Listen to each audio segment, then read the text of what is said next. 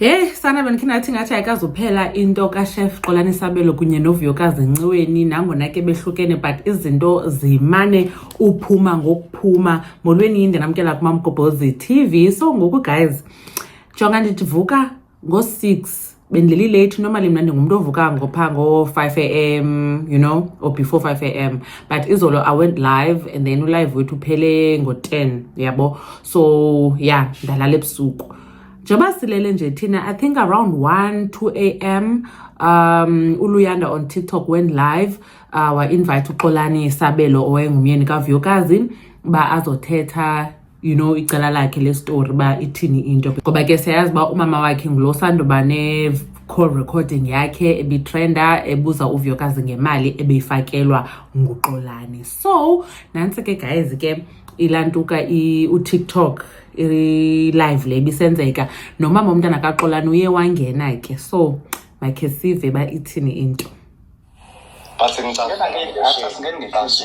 it's fine abangibetheleke okay betheleni ayikhala wait okay wena kufika kanjani ukuthi uzukhulume noma wengane uxoxe indaba engawo baphela mangana kankene phakathi kwakho nogela because uma wengane is my best friend. She knows everything how I think. I mean, I don't believe what the ex yabe because being best friend mara sikho lapho kodwa ke mina what I can say because I think ngizengikhulume lutho mina regarding this issue. I was busy listening to you all of you guys. Mina what I can say noma engane ngithethise ngisho lento le Xolani akazuzikhethele ukuthi utrend and stuff mara ukuthi utshela uma wengane yakho izinto zakho your relationship with your current partner ikwenza ukuthi ex yakho ajabule ukuthi izinto ayihambela because number 1 ngisho ukuhlukana wakho noma wengane it wasn't funny ukuthi okay sengihlukene noma wengane yami mara you were wrong. Ngiyasho phela ukuthi mhlambe lese uhlukene ngiyeke phela ujoyela omunye umuntu usajoyela noma wengane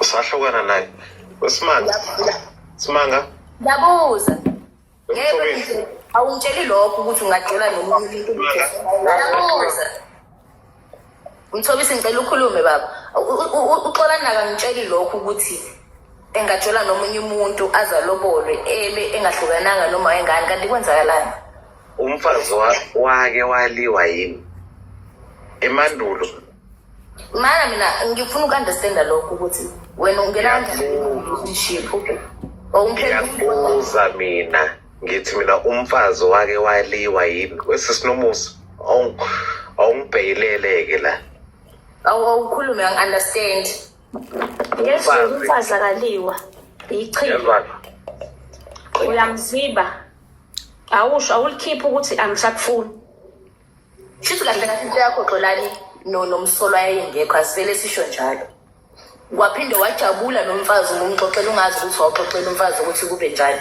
manayo umsolwa umfazi imuphi la awucacisa akuqonda ulimi ngisho ukuthi shuthi into yakho nomsola vele yayingekho usisters yes umsola shuthi vele yayingekho nje kwakungumdlalo nje nanidlala kahle kahle umasigende kahle yabo yayingekho nje movie nje ahlahle inganekwane series kahle yeah and then ngoba phela vele senisinika nama episode ngoba ama episode esesinawo mara it's okay asikho lapho ebese ngisho ukuthi kanti ukuthi utshela umfazi hayi kwayona nje ayi wrong kodwa vele uasethile ukuthi wawu wrong it's okay next time uXolani uma ukuthi nomuntu never tell umuntu omunye ozwana naye noma ozwana naye because uyajabula ukuthi akuthathe akuyise ku-platform like ama-social media platforms asingekho isidingo kodwa because ukuthi wayefuna like ukuthi izinto zibhede vele wasekuqaleni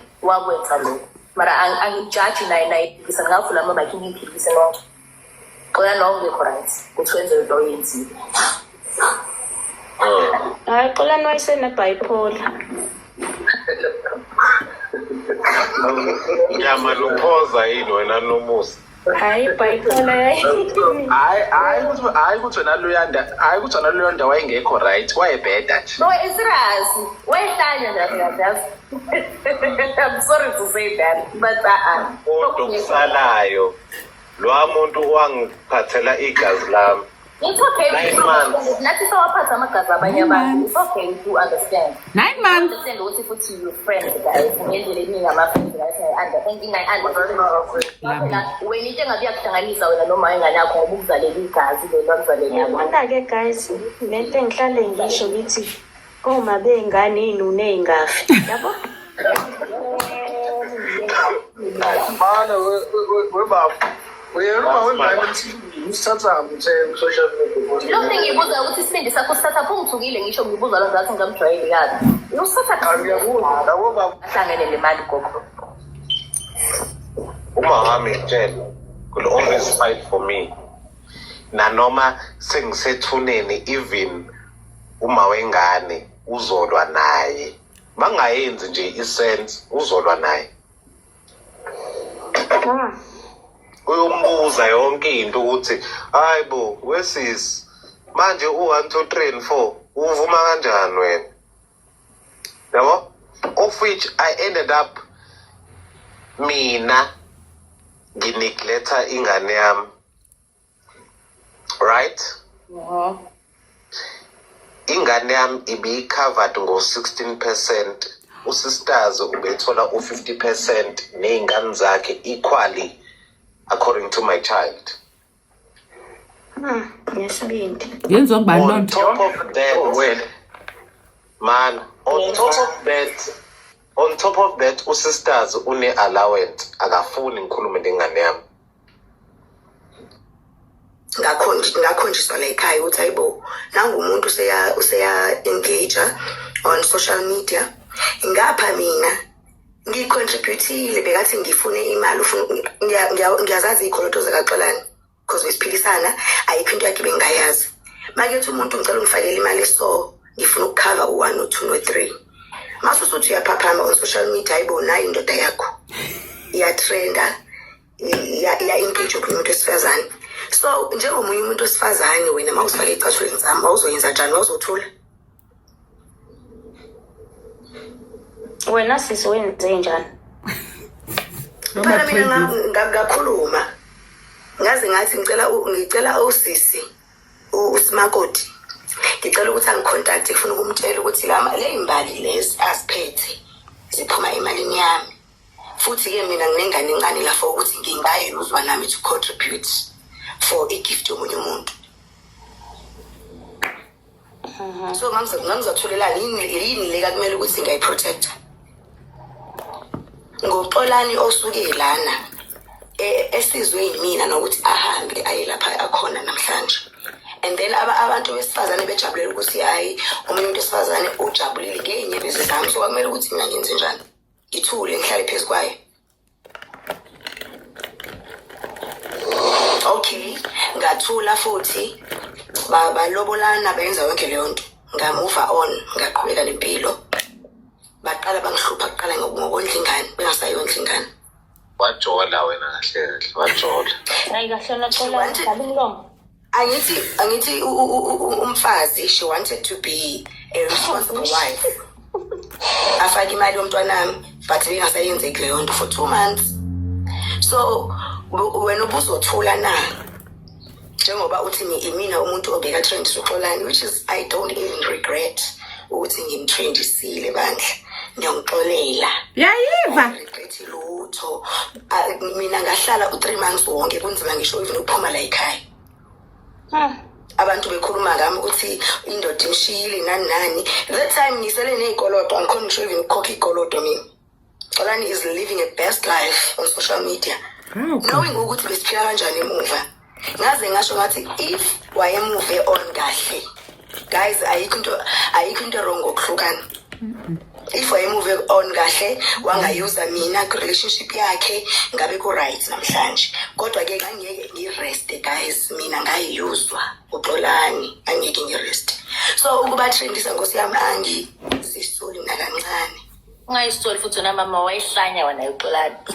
Uxolani the mistake ukuthi batrenda because mina ngaze ngathi I have nothing against umfazi wakhe because umfazi wakhe mina naye sikwi-position situation e-one naye uphume lapha aphume khona ekhala which is nami ngiyakhala ngobani ngoXolani. So ukuthi ubani ufila kanjani ukuthi I've been exposed ngoXolani because yami akayihenge. I don't care. I did what I did on purpose. Zakhala. How can move on ngalendlela move on guy? Why uzokhohlwa imuva because uyazi ukuthi uhambe kanjani. The time ukuthi uyahamba lana bewuthi uyozama impilo uyosebenzela wena nomndeni wakho nengane yakho. I can say mina wonke umuntu ngisho even umfazi wakhe naye uyi-victim nami ngiyi-victim. Okay, no, see, indlela istory esiphume ngayo, siya-understand abantu be-social media, ne? But what if, okay, mina mangizibeke ecathulweni zami bengengiyitolerate yonke lento le, asifani indlela esithatha ngayo izinto, ne? Ukuthukwa nani. What if kukhona umuntu ozibulalile ngenxa yalento le, ngoba uthi yena? What if mina ngazibulala Sithandwa at the time mina wayethi ngihambe ngiboleka imali kanti ufuna ukwenza wonke lo mbhedo wawenza. What if mina ngazibulala because nami ngiyatrenda abantu ngicela ungilalele Sithandwa. Abantu they were even coming for my parents. uXolani uhamba kwakhe wahamba from wayesuka la ekhaya uXolani. He made promises to my parents ukuthi ngizohlawula ingane yami izibisi isibongo sakhe akazayihlawula. He made promises which is mina bengenankinga ke shame noma ngathi bengeke angilobole which is I don't care. Bengenandaba. Kodwa bekathe uzohlawula ingane yakhe. Abazali bami badrega guys bathukwa kuze kuthiwa why then abazovumela uXolani azohlala la ekhaya. Abayazi isimo sasibhekene naso. Abazi lutho abantu nje bayabhibhidla baphinde into abangayazi. So nje uXolani akayithathe i-accountability yokuthi yonke lento from eqaleni kwaye kumele aziblame yena. Today vele umfazi naye sekabona njengomuntu wrong, it's fine, but naye ubengazi. Kodwa mina ngaphuma ngakhuluma ngestory sami abantu babehlela ngangiyi-laughing stock. So today mangithrendisa bona sekumele mina ngingahleki. Why? Kufe bani? Ubani ofile? Today mina manje uyimina manje oveza amaqiniso wabo because le relationship yabo bayidwede ngami okokuqala. Bekumele ukuthi nje akaze wangiyuza because uyazi ukuthi ngivuka nengane yakhe la. You cannot use umuntu okuzalela ingane. Now I do understand ukuthi why uxolani lokhethi umfazi isithandwa. It's because uyazi uXolani ukuthi ukwenze wrong. Yonke lento ayenzile le azahambe uyenze ukwenze wrong. Ingakho lokho engafuna ukuthi hayi uma wengane yami lokhethi umfazi uyazi ukuthi ukushiye nama promises. Xolani ndoda man up. Ingafana la sizwe izwi lakhe kwathi hayi uyena ngitho batrendisile. Bengizo clarify indaba yokuthi ngabatrendisa. Inkosi yami angiregret nakancane ukuthi ngabatrendisa because nami ngangitrenda. Kwakunzima ngisho ukuphumela ngaphandle ngixabana nabantu abafuna imali zabo. uXolani is living a best life kumnandi. Njalo mangena ku Instagram kukhulunywa into.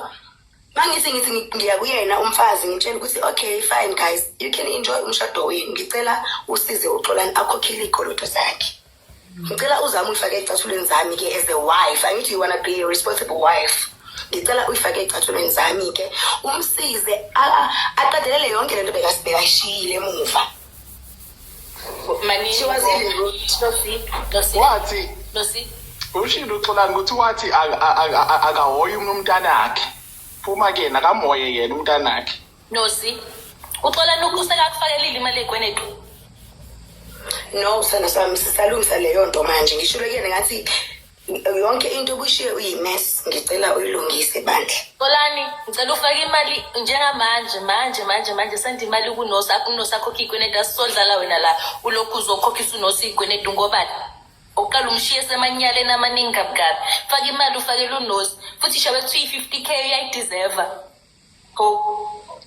So ke shame yabona nje lawe bangithuka ukuthi happy mama iyatrendisana hayi bandla abayingi emthini wetamati.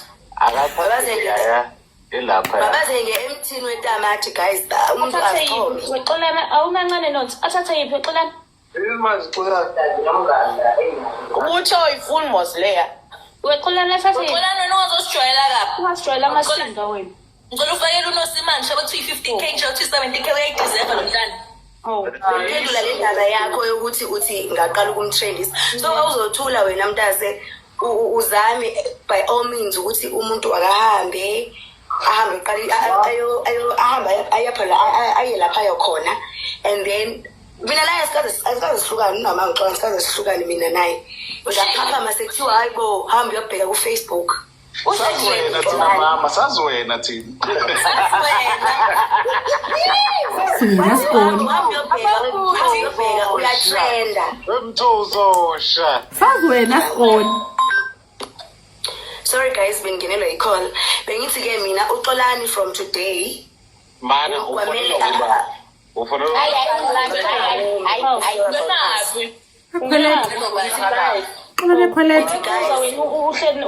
ufonela leli mpondo lakho. Lipi. Ngcono wena umatrendisile mina ekuseni ngishaya ithikithi ngiqonde eSouth Africa. Akungithathe ngisho 2 hours. Ngcono wena ubatrendisile. Khona sezokhuluma ukuthi omunye umntwana ubulewe yini. Ngiphindele kuye lo wesilisa. Nomusa. Abekho nomusa ngakini. So okay guys, nendaba zeimali aziyekho because akazicelela umntana abantu naye bekasitshela ukuthi uyaspoilwa indoda, which is fine. Ayikho umuntu ongafuna ukuspoilwa vele ke relationship. Nawe Xolani that time bewumspoila yithi nawe ufuna ukuba indoda again, ufuna ukumupha imali vele. You did that. So ayekwe bandla. Kuyekwe ngisho even umzali manje ayivalwe nje, ayiveli yekho. Because ugeli imali ayitholile akazange azicelele ibandla. Uyithunyelelwe indoda yakhe ayithembile. Kodwa ke shem indaba yokuba trendisa Nkosi yami hayi ngiyayixoxela. Hayi andizisoli guys ningixole. Andizisoli ngakancinci. Umuntu angaba right. Naye ukuthi mina ngiyondle ingane yami ngiyithengele impahla futhi ezisaba. Hayi kahle. after ngitrendisile kodwa babakhe. After ngitrendisile. Guys, uyahleka noma kufiwe yo.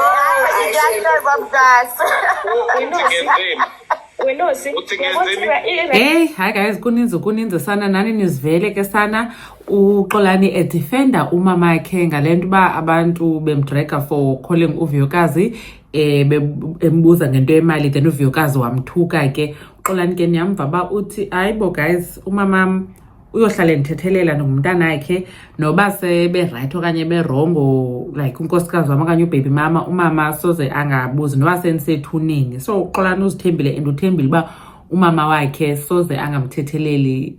Siyayazi ke nathi ke guys into yenimba so ke akaboni into wrong ngento eyenziwe ngumama yakhe. Andiyazi ke ba umama kaXolani bekade engekho okokoko njoba sethi gqingoku nje ebeyawuthini xa mhlambi bekwenzeke into kuXolani then njengoba nibona ke kulanto yakhe noba i-will noba into la document inama percentage kubhaliwe ba uVuyokazi ufumana 50%. Caba nabantwana bakaVuyokazi ke bafumene lo mali bayifumanayo but uXolani wakhe ufumene u16%. So it means ke ngoku u84% ubheke besiya kuVuyokazi nabantwana bakhe then wakhe wamnika u16%. Yo hayibo uXolani ebecinga ntoni yena? Ebecinga ntoni? His own blood amnika u16%, athatha u84% amnika istrangers because uVuyokazi nabantwana bakhe zistrangers zange wababona ebomini bakhe. So what does that say about yena?